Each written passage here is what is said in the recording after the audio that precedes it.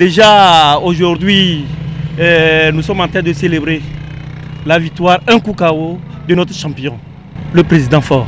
Et c'est justement le cas. La CENI lui a donné raison en moins de 24 heures. Faure Gnassingbé est proclamé vainqueur au premier tour du scrutin présidentiel du Togo à plus de 72% de suffrages. Le candidat du parti Union pour la République UNIR, M. Gnassingbé Sozemna Faure, est proclamé provisoirement élu président de la République togolaise. Et la joie au camp des Bleus-Blancs.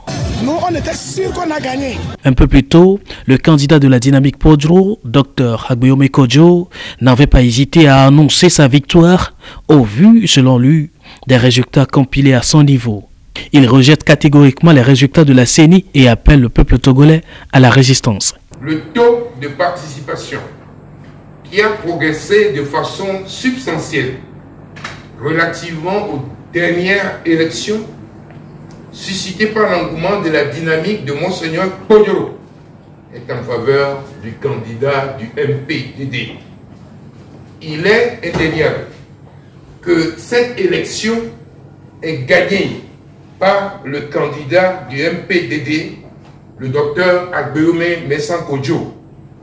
En conséquence, les acteurs de la dynamique Monseigneur Podro rejettent catégoriquement les chiffres communiqués par la CENI et interpellent les missions d'observation électorale et la communauté internationale afin qu'elles prennent des dispositions idoines pour rétablir la vérité des urnes. Il lance un appel vibrant aux populations togolaises à se mobiliser pour manifester leur désapprobation face à cette mascarade électorale et à défendre leur suffrage. Résistance, l'heure n'est plus à cela, diront les proclamés vainqueurs du scrutin du 22 février 2020. Aujourd'hui, ce qui est important pour notre pays, c'est de retrousser les manches pour travailler pour le développement. Il n'a pas du temps pour faire ce qui va nous retarder. Quand quelqu'un dit qu'il conteste, il y a les voies les plus autorisées, les plus légales pour poser des recours. Également, ce candidat dit l'appel les gens à la mobilisation, à la résistance, ça ne sert à rien, on n'a pas besoin de ça. Pas besoin de ça. La Cour constitutionnelle est là, qui a validé d'abord sa candidature. S'il a un recours à faire, qui s'adresse à la Cour constitutionnelle. Dans les rues de Lomé ce lundi, les sentiments restent mitigés au regard des résultats de ce scrutin. Ici, en plus de son désintéressement à la vie politique du Togo, il n'attendait en réalité rien de ces élections. On est Togolais, on est toujours dans le Togo, donc le problème du Togo, on le connaît tous. Donc résultat, il n'y a pas de résultat, il n'y a pas de résultat, il y a toujours les mêmes problèmes, donc c'est comme ça. On ne peut pas dire qu'on a volé ceci, on a volé quelqu'un, il n'y a pas ça. Donc on sait toujours que c'est les mêmes problèmes au Togo, c'est comme ça. Plus loin, on trouve qu'on n'a rien à reprocher à ce verdict. Cette fois-ci, j'ai trouvé une bonne élection au Togo quand même. Et le résultat aussi, je suis très content avec ça, parce que tout le monde peut gagner.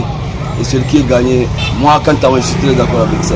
Les résultats qu'on a donnés, comme c'est la CENI aussi qui a proclamé les résultats, donc on accepte ça comme ça. Je m'y attendais, c'est un jeune président et je suis sûr et certain que il y a beaucoup de choses dans la tête. J'en suis sûr que il va poursuivre ce qu'il a déjà débuté, peut-être qu'il n'a pas encore terminé. Ici, on se désole à fond. La déception et la colère sont lisibles à vue.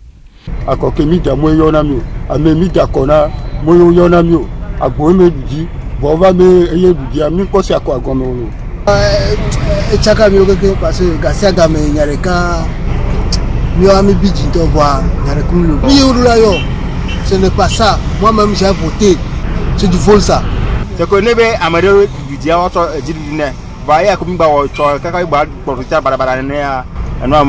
Et l'opposition togolaise a pour l'heure du mal à digérer ce résultat au regard de l'enjeu que représente ce scrutin qui devra rimer avec l'alternance selon elle au Togo.